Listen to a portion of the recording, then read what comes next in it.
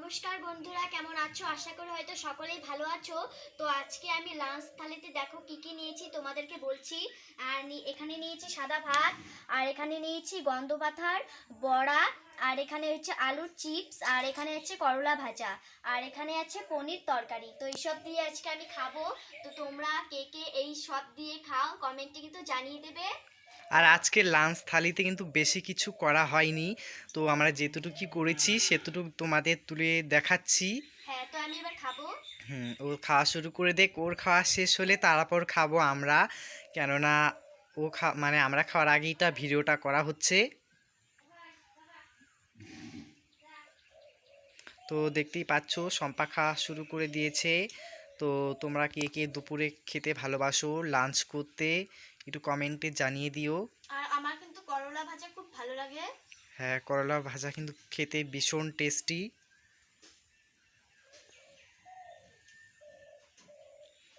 দেখতেই পাচ্ছ কিন্তু খাওয়া শুরু করে দিয়েছে।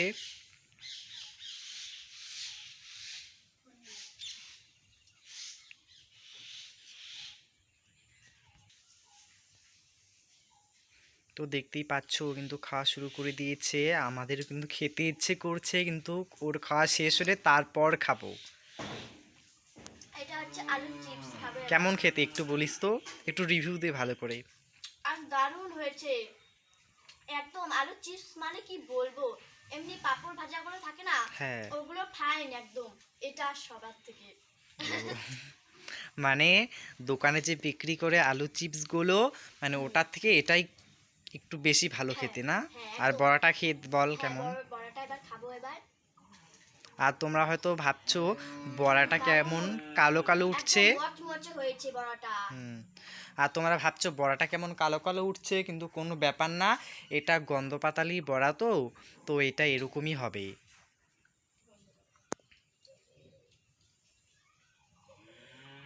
এবার আমি পনির তরকারিটা নেব। হুম।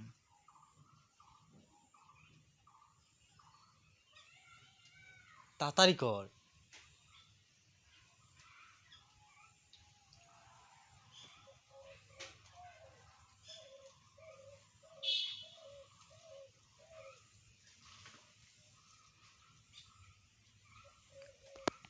দেখো বন্ধুরা, তরকারি দিয়ে ভাত মেখে নিয়েছে, আমি তোমাদের দেখাই সামনে গিয়ে কিরকম।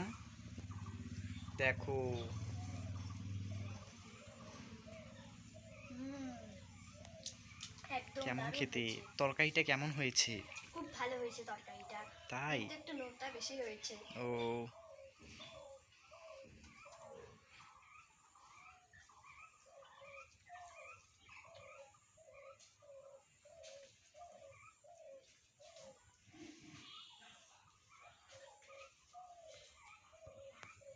তাড়াতাড়ি খা।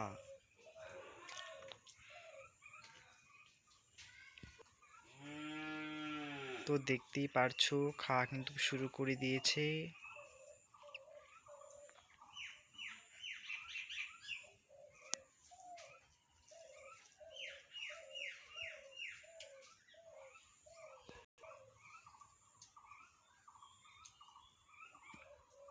মা,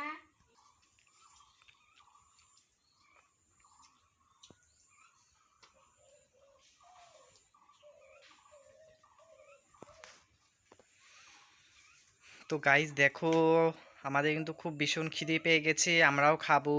ওর খাওয়া শেষ হলে আমরা খাবো। খুব ভালো হয়েছে তরকারিটা আজকে। খুব ভালো হয়েছে। হ্যাঁ। বাবা।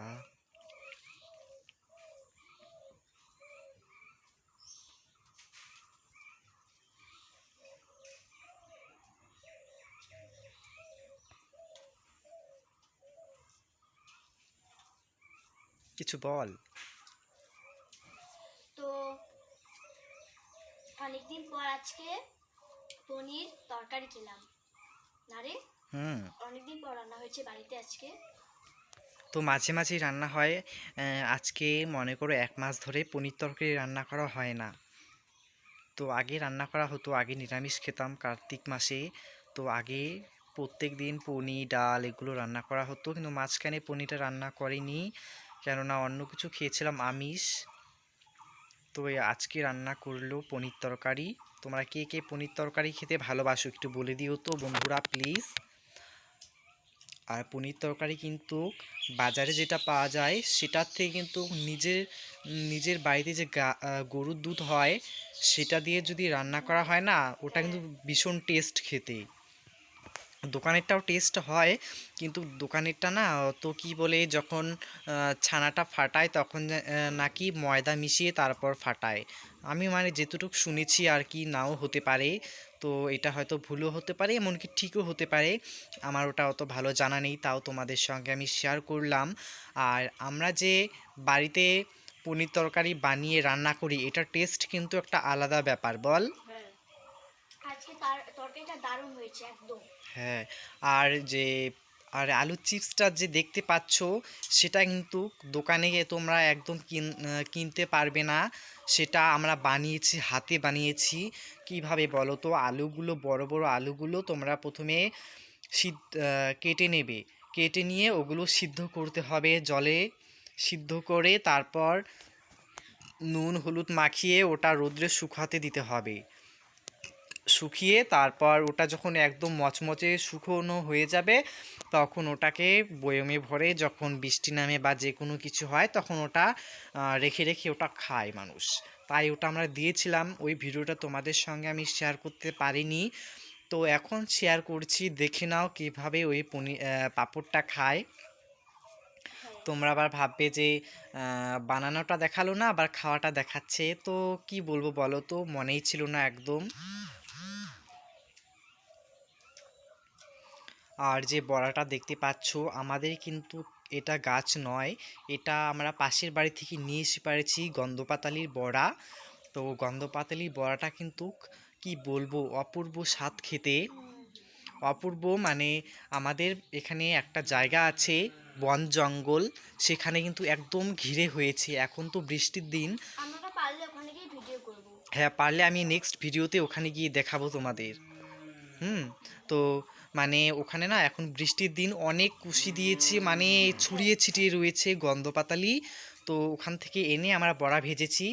তো দেখতে থাকো আমাদের ভিডিওগুলো, পুরোপুরি ওয়াচ করতে থাকো। আমাদের বাড়ি থেকে বেশি দূর না, আমাদের বাড়ি একটু মানে পরে। হ্যাঁ।